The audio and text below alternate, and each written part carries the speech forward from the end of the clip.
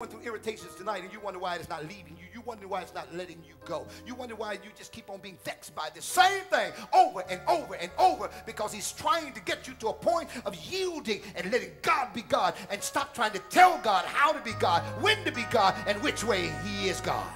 He's just trying to get you to just relax and let this situation take its natural course and let it do what it's supposed to do in you. Let that situation, let it develop tenacity. Let it develop strength on the inside of you. Let it build a new faith in you, in him.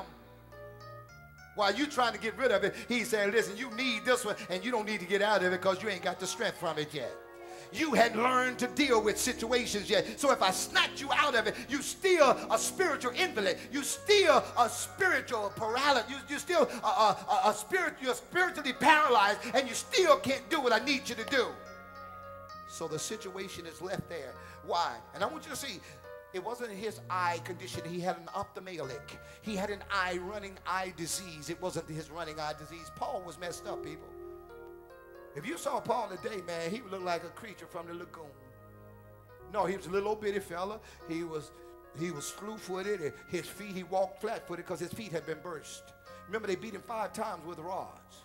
That means they put his feet up in stocks, and the big Roman soldiers beat him with iron pipes until the feet burst open. They did it 5 times that way. This man is still walking around preaching the gospel. Head bust open, look like little Frankenstein. You've seen all the little cuts on Frankenstein here. Can you imagine? He got gases and stuff all over his head. This man had been through. His body was so riddled. He was beaten like Jesus was one time on the cross. He was beaten 5 times. We're talking about, hear me, he wasn't a beautiful sight. That's why they were saying early in Corinth, they said, yeah, they say that his letters are weighty and meaty, but said that he's a little ugly something.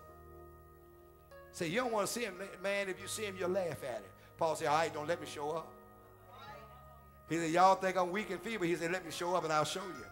What he was actually saying is that don't let this body fool you. Somebody needs to tell that devil, don't let this body fool you. He messed up. Don't let this body fool you, devil. Hey, the good's on the inside. The body just a house. Who I am is inside me. What I got, he put it with in me. Somebody needs to know that the goods is on the inside. While they judging you on the outside and they telling you what it ain't and what it'll never be, you tell them, you better look again. You better take a deeper look at me, because who I am, it ain't been exposed yet. It hasn't been fully revealed, because it's down on the inside of me. Who you are is not totally revealed yet. And that's why he's still dealing with you. That's why he's still working with you, because he's not through with you yet. He's not through with me yet. He's still working. He's still got us on the potter's wheel, and he's still scraping stuff out of our life. Debris and stuff that'll crack the pot, stuff that'll mess us up as we grow in years in Christ, stuff that'll come back to haunt us years later. He's getting that stuff out of us, and so he had to smash us, and he had to reconfigure us. And even we don't look like we used to look. People don't think about us like they used to think about us. They don't believe in us like they used to, but it's okay, because you're still on the potter's wheel, and as long as his hand is working with your clay, that means that God is still at his masterful work, making a masterpiece out of you. He ain't through with you, and you got to know that. You can't let people tell you what God is doing with you. Paul said, God is doing something in me. He says, I got beside myself. I got a little cocky with myself. He said, listen, I heard some things I couldn't talk about, but hear me. He said, listen, I was being exalted above measure. And he said, listen, lest I should be exalted measure. He said, listen, God saw me getting a little big-headed, a little thick-headed, and he had to kind of bring me back down. Had to put a little slow leak in me. Had to put a little slow leak. And watch this. And I'm through. I promise I am. He says, for this thing I besought the Lord. This is what he said, verse 8.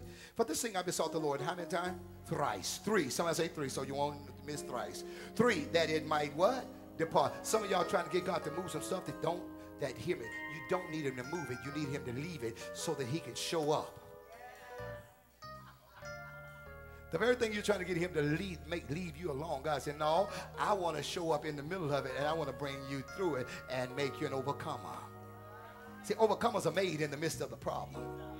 overcomers. That means that you went through it and came out of it. He said tonight, you're an overcomer tonight. That means you're going through it and you're coming out on the other side with victory in your life. You are not going to be left in the middle of that situation because you're not going to quit. You're not going to throw in the towel and you're not going to give up, give out, or give